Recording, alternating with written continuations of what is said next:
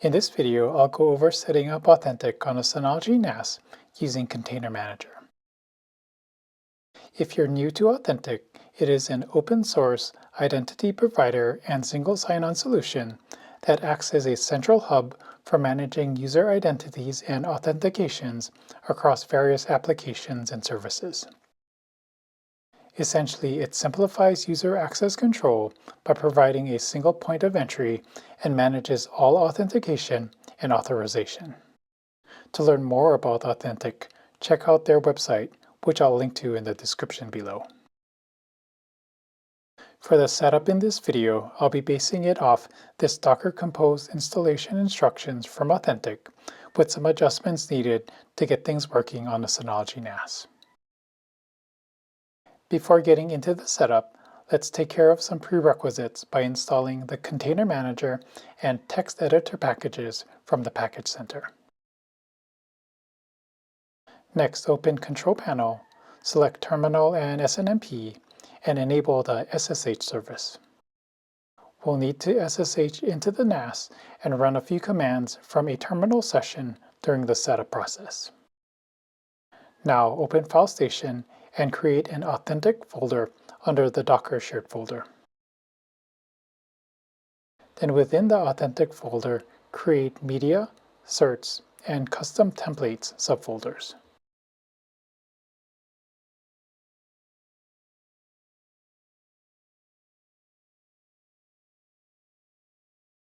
At this point, SSH into the NAS as an administrator using a terminal application.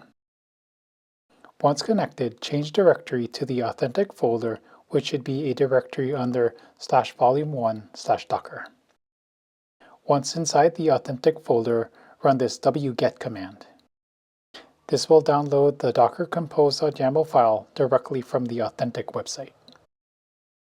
Next, run these echo commands to generate a .env file that will store the environmental variables needed for the Authentik project. You can then use the cat command to display the contents of the .env file after it's created. The exact commands will be listed in the description or in a pinned comment below this video. Now we'll finish setting up the .env file using DSM. Open the text editor application, navigate to the Authentik folder, change the file type to all files, then open the .env file. Add the authentik_bootstrap_password and authentik_bootstrap_email environmental variables with values you'd like to use. Then save the file and close the text editor application. At this point, we're ready to create the project.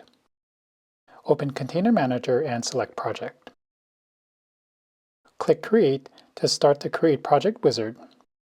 Enter a name for the project and set the path to the Authentik folder under the Docker shared folder.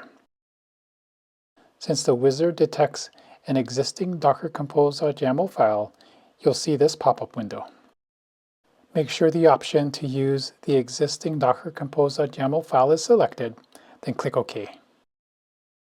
You won't need to edit the file, but note that the project will create a Postgres SQL container, a Redis container, and separate Authentik server and worker containers.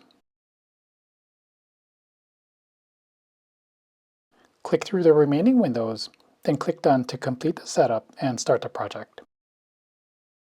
If you don't see any errors, give it 5 to 10 minutes to complete the initial setup. Once it is running, open a browser tab and go to the IP address of your Synology NAS, followed by port 9000 to access the Authentik login page. Log in with the username akadmin and the authentik_bootstrap_password you set in the .env file. To complete the setup, we'll configure a DDNS hostname, a Let's Encrypt Wildcard certificate, set up port forwarding, and configure a reverse proxy to access Authentik. Let's get started with DDNS. Open Control Panel, go to External Access, and select DDNS. Click Add and choose Synology as the service provider. Enter a hostname you'd like to use, then click Test Connection. If the status returns normal, click OK to complete the setup. Now let's set up the Wildcard Let's Encrypt certificate. Open the Security Control panel, select Certificate, and click Add to start the Create Certificate wizard. We want to add a new certificate, so click Next. Select Get a Certificate from Let's Encrypt. Enter the DDNS hostname you created earlier, an email address for notifications, and a subject alternative name in the format you see here on screen. Click Done to complete the setup. Now let's configure a reverse proxy. Open the Login Portal control panel, select Advanced, and click Reverse Proxy. Click Create to open the Reverse Proxy Rules window. Enter a name for the reverse proxy. Under Source, select HTTPS for the protocol.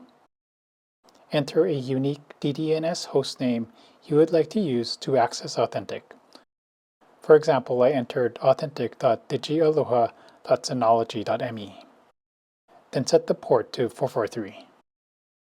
Under Destination, select HTTP as the protocol, enter localhost for hostname, and set the port to 9000.